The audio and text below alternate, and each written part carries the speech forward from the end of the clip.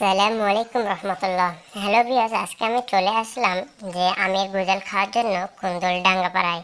হ্যাঁ, আমার বাসা কুন্দল ডাঙ্গাপাড়ায়, সেই জন্য আমি ওইখানে আছি।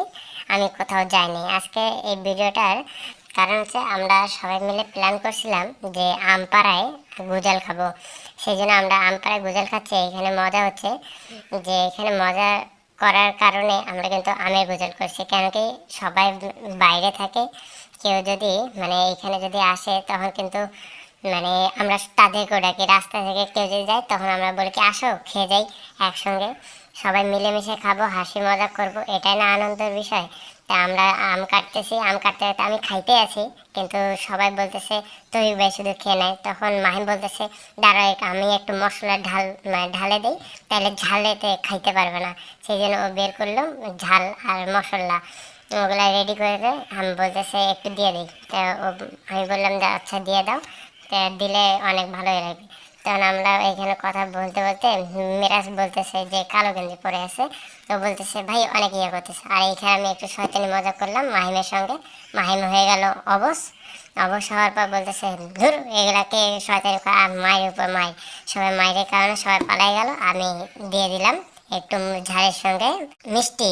মিষ্টি হচ্ছে চিনিটা দিয়ে দিলাম, যেহেতু আখ থেকে যে রসটা থাকে ওই রস থেকে চিনি তৈরি হয়, তা আমরা চিনিটা দিয়ে দিলাম। চিনি দেওয়ার পর আমরা মাখতেছি, সবাই বলতেছে আহা কত সুন্দর, খাইতে হবে না?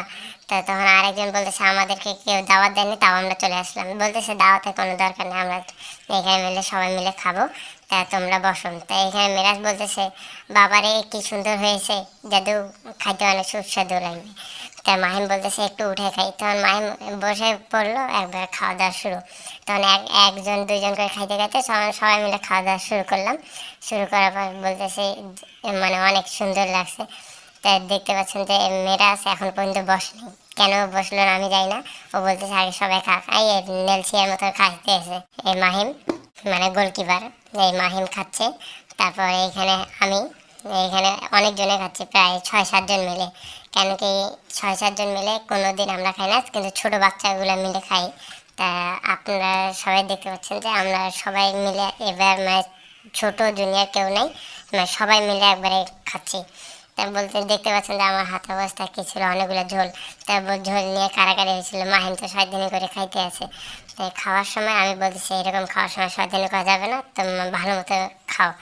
তাই আমরা খাচ্ছি। তখন বলতেছে কি একবার সবাই এক বড় হাত দিয়ে সবাই মিলে খাবো, একবার শেষ হয়ে যাবে।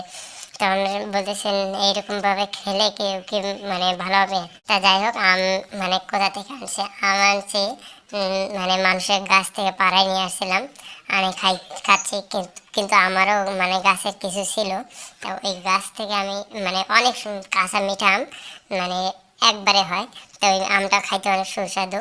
তা বলতেছে আরও কিছু পাড়ায় নিয়ে আসলে আমরা বেশি করে খাইতে পারতাম।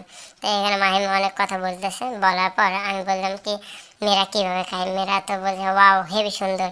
তখন এরকম ক্যামেরা ঘোরাঘুরি করতে করতে তখন বলতেছে অনেক সুস্বাদু লাগছে। তখন আমরা এখানে করার পর চলে যাব এখন খেলতে। এটা প্রায় 4টার সময় আমরা খাইছি বিকালবেলা।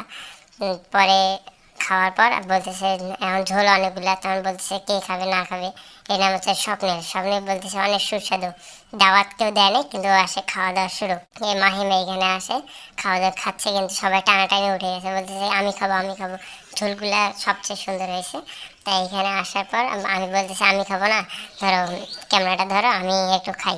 তা আমি চাড়াচাড়ি করে একবার সব কিছু খেয়ে নিলাম। কি চাড়াচাড়ি করলাম, গামলাটা চাড়াচাড়ি করে খাইলাম। তা খাওয়ার পর বলতেছে অনেক সুস্বাদু হয়েছে। তখন আমার ভাই বলতেছে খাবো না। তখন যে পিড়ার উপরে আমরা খাইছিলাম, এটা ধান ডাঙ্গায়, তো ওই ধান ডাঙ্গা পিড়াটার মধ্যে খাইছিলাম। তা সবাই মিলে ধরে ওটা বাসায় রাখে দেবো, যেহেতু এখন ধান ডাঙ্গার সিজন, এখন ধান কাটবে, সেই জন্য আমরা ধান কাটতে গেছি। আমার এই ভিডিওটি দেখার জন্য সবাইকে ধন্যবাদ ও অভিনন্দন।